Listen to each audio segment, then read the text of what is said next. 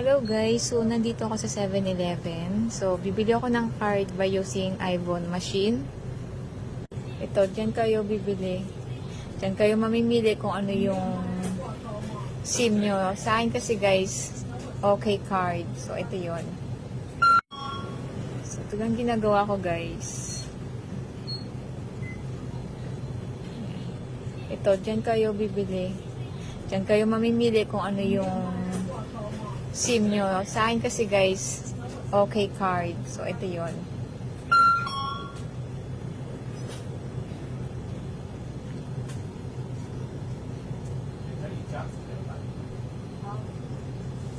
So, yung binibili ko dito guys is worth 180. 1.2 GB na yan.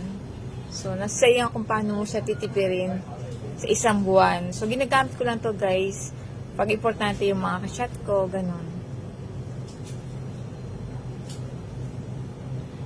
Kesa naglo-load ako ng card ng 600 na internet. So, eto, mas nakakatipid ako dahil hindi naman ako laging lumalabas at naka-wifi naman ako sa bahay.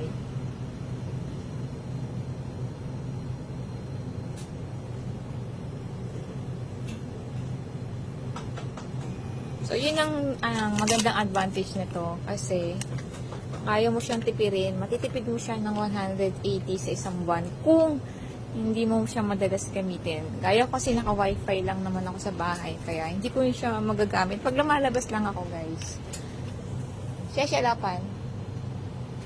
So, ngayon, tsaka ko siya babayaran ng 180 NT. Then, pagkatapos nito, tsaka mo ilo-load ngayon sa cellphone mo. Siya-siya. So, yun lang. Eh, how?